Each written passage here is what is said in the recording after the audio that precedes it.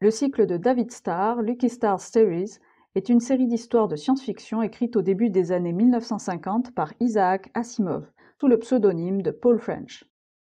Asimov rédige ce cycle avec les connaissances astronomiques de l'époque. Compte tenu de la longévité littéraire de l'auteur, celle-ci évolue considérablement entre les premières éditions des romans et les rééditions plus récentes. Note de l'auteur original. Dans les années 1950, j'ai écrit une série de 6 romans d'aventure mettant en scène David Lucky Starr, en me basant sur les connaissances astronomiques de l'époque. Cependant, les avancées scientifiques des 25 dernières années ont considérablement enrichi notre compréhension du système solaire, révélant que Mars n'a jamais pu abriter de vie intelligente, contrairement aux idées populaires de 1951. Bien que les descriptions astronomiques de David Starr, les poisons de Mars, soient désormais dépassées, j'espère que les lecteurs apprécieront ces aventures tout en gardant à l'esprit que la science finit toujours par dépasser la fiction. Note de l'auteur de la reprise. La plupart des valeurs numériques ont été arrondies. L'explication d'une aube verte plutôt que bleue sur Mars n'est pas avérée. La vie extraterrestre n'a pas encore été prouvée à ce jour, et encore moins sur Mars. Par conséquent, le passage des sucres et des acides aminés en miroir sur la planète Mars relève de la pure fiction. Tout comme l'idée que les sucres et les acides aminés soient entre eux nécessairement en miroir. Encore une invention de ma part, les allusions au fait que les aliens soient à l'origine de la vie sur Terre, par l'intermédiaire des molécules dans les météorites responsables de la panspermie. La panspermie qui est elle-même une hypothèse débattue. Ces molécules, qui sont avérées, pourraient être apparues spontanément synthétisées dans le milieu interstellaire. La partie concernant l'esprit est également une création de l'auteur original. Quant au sujet erroné en 2025, je ne peux pas encore en dire plus. Lucky Starr. Chapitre 1. Toxicité martienne. David Starr observait l'homme juste au moment où l'incident se produisit. Il fut témoin de sa mort. David attendait tranquillement le Dr Henry dans le café high-tech au cœur d'International City. Une cité mondiale connectée où innovation et tradition se côtoyaient en harmonie. La rencontre marquait un jalon, son entrée officielle au conseil scientifique après des années de formation rigoureuse. Attendre ne le dérangeait pas.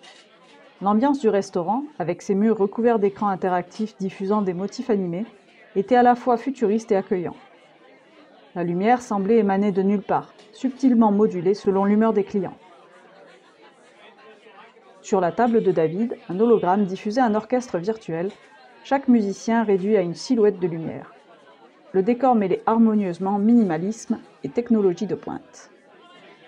David, son regard serein et curieux, préférait observer les clients que les gadgets qui peuplaient ce lieu. Les individus demeuraient un mystère éternel, même dans un monde où la technologie décryptait les comportements humains et adaptait l'environnement à votre humeur. Les gens, eux, restaient imprévisibles, fascinants. Et cela même après 10 000 ans de la construction des pyramides et après 5 000 ans de l'explosion de la première bombe atomique. À une table voisine, une jeune femme riait en écoutant son ami. Plus loin, un homme habillé comme un touriste parlait avec une IA pour finaliser sa commande, tandis que ses enfants piaillaient autour de lui. 2 hommes d'affaires débattaient avec passion tout en terminant leur dessert. C'est à ce moment précis que David assista à l'incident. L'un des hommes d'affaires porta une main tremblante à sa gorge. Ses yeux s'écarquillèrent sous l'effet de la panique. En une seconde, son visage devint d'abord écarlate, puis livide. Il s'effondra en avant, frappant la table d'un coup sourd. David, formé au geste des premiers secours, bondit. Son bracelet connecté Hyperlink s'activa aussitôt, affichant des diagnostics possibles dans son champ de vision. Il atteignit la table en quelques enjambées, activant un panneau de contrôle intégré à proximité. Une cloison translucide se déploya, devenant opaque pour garantir leur intimité. L'ami du malade retrouva enfin sa voix, bien que tremblante. « Manning a eu une sorte de crise, un genre d'attaque. Vous êtes médecin ?» La voix de David était calme, assurée, presque autoritaire. Il répondit. « Restez calme, asseyez-vous et faites moins de bruit. Le directeur va arriver et nous prendrons toutes les mesures nécessaires. » David se pencha sur l'homme effondré et, avec une rapidité impressionnante, l'allongea délicatement sur le sol. Malgré sa corpulence, il réussit à le positionner correctement. Il poussa la table d'un mouvement fluide pour dégager l'espace autour de lui, et d'un geste précis, il défit les coutures magnétiques de la veste de l'homme pour dégager son torse. Il commença immédiatement les gestes de réanimation. Il n'avait cependant aucun doute. Les symptômes étaient clairs, congestion soudaine, suffocation. C'était trop rapide pour être une simple crise cardiaque. Le rideau se sépara brusquement et le directeur entra, accompagné des secours, répondant à l'alerte d'urgence activée par David. Le directeur, un petit homme corpulent, vêtu d'un costume strict noir, affichait une expression inquiète. « Que se passe-t-il » s'interrompit-il pris de court par la scène qui se déroulait devant lui. L'ami de Manning s'écria, sa voix brisée. « Mon ami a fait une crise. Il s'est effondré en plein repas. Ce jeune homme, je ne le connais pas. » David passa le relais au secouriste. Il repoussa d'un revers de la main ses cheveux bruns tombant sur son front. « Vous êtes le responsable ici » demanda-t-il. « Olivier Gasper, directeur du Café Suprême » répondit l'homme, visiblement pris de court. « J'ai reçu un signal d'urgence de la table 87, mais quand je suis arrivé, la table était vide. Un témoin a vu un jeune homme se précipiter à la table 94. Il se détourna légèrement. Un des secouristes se tourna alors vers eux. Le décès est confirmé. « Quoi » s'exclama le compagnon de Manning, se penchant sur le corps et criant « Manning !» David l'attrapa doucement mais fermement et le poussa contre le rebord de la table. « Du calme, vous ne pouvez plus rien pour lui. Vous devez garder votre sang-froid. »« Oui, acquiesça précipitamment Gasper. Nous devons éviter de perturber les autres clients, mais... excusez-moi, je dois savoir la cause du décès. Je suis responsable de la sécurité ici. S'il y a un incident, je ne peux pas ignorer ça. » « Je regrette, monsieur Gasper, mais j'interdis toute tentative d'examen sur cet homme pour l'instant. »« Comment ça, jeune homme? S'il est mort d'une crise cardiaque... Écoutez-moi bien, coupa David la voix autoritaire. J'ai besoin de votre coopération, pas de vos spéculations. David le fixa d'un regard froid et déterminé, se tournant vers le compagnon du défunt. « Quel est votre nom » L'homme murmura. « Jane Foster. »« Dites-moi exactement ce que vous et votre ami avez mangé, monsieur Foster. » Gasper sembla choqué. « Jeune homme, vous sous-entendez que c'est mes produits qui l'ont tué ?» David le fixa calmement. « Je ne sous-entends rien, je pose simplement des questions. »« Et de quel droit? Qui êtes-vous? Je suis le responsable ici, que je sache. J'exige qu'un médecin examine cet homme pour déterminer la cause du décès. » « Monsieur Gasper, cette situation relève du conseil scientifique. » David releva sa manche en métallite souple.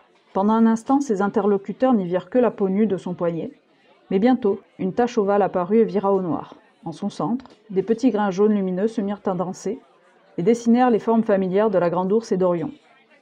Les lèvres du directeur en tremblèrent.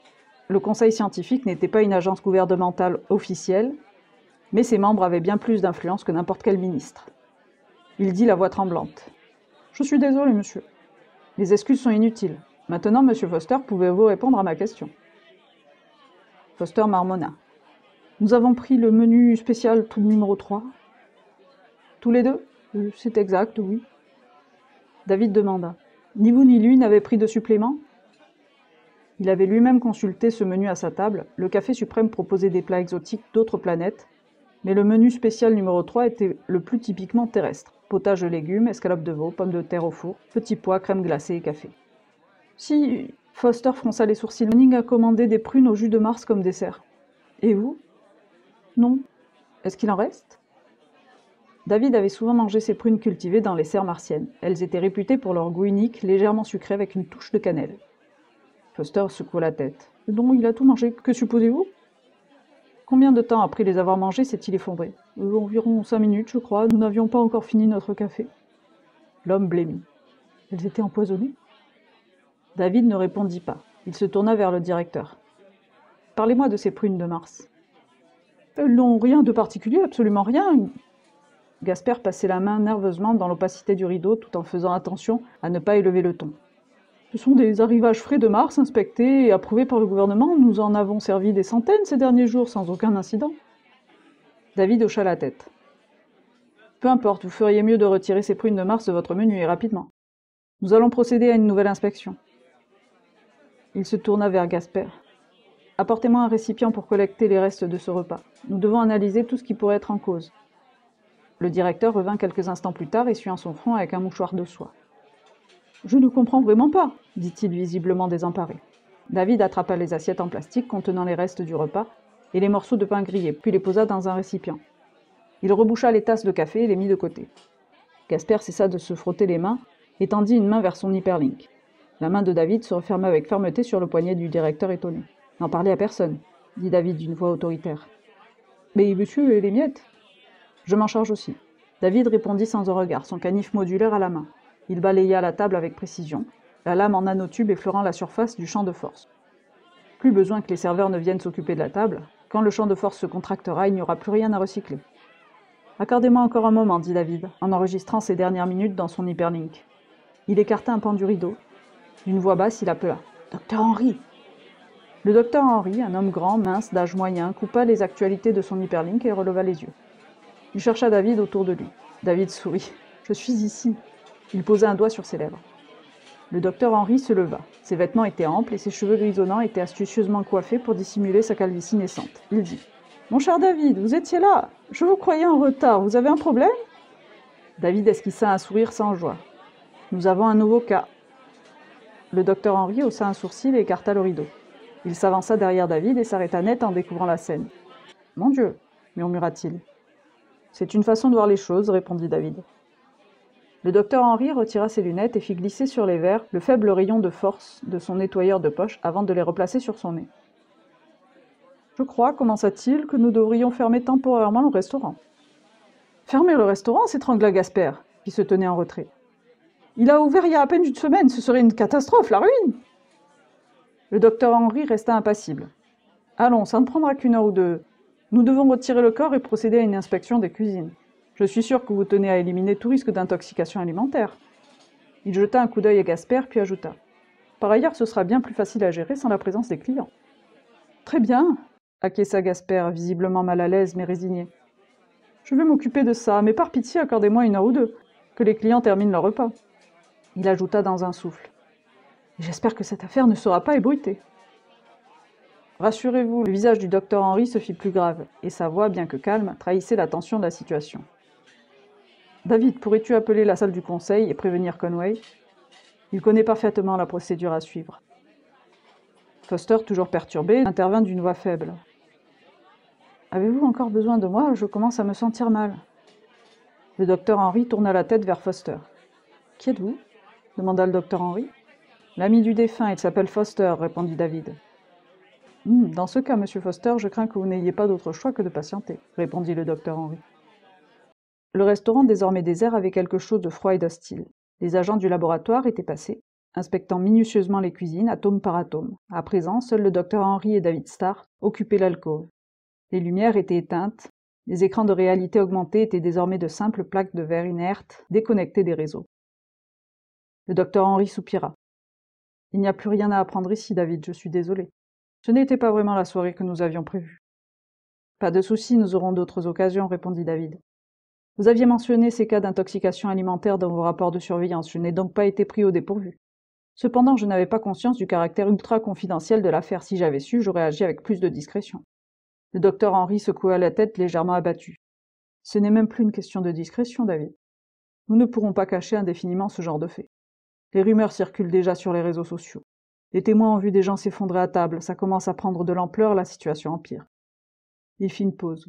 « Demain, nous en discuterons avec Conway. Il a déjà le dossier en main. » David plongea son regard dans celui du docteur Henry. « Quelque chose vous tracasse, plus que la simple mort de cet homme. Ou de 1000 hommes, non? Vous ne me dites pas tout. Qu'est-ce qui vous inquiète ?» Le docteur Henry soupira. « Je crains, David, que la Terre ne soit en train de s'engouffrer dans un piège bien plus vaste que tout ce que nous avons pu imaginer. Ce n'est pas juste une vague d'intoxication aléatoire, il y a un schéma derrière. Un plan pour altérer le contrôle des économies mondiales, voire l'ensemble des structures politiques. C'est du sabotage à grande échelle orchestré dans l'ombre. Et malheureusement, David, pour l'instant, nous n'avons aucun indice concret, aucun moyen de localiser l'origine de cette menace. Le conseil scientifique reste paralysé par ses divergences internes, et Conway, malgré ses compétences, n'est qu'à moitié convaincu. Le conseil scientifique est impuissant.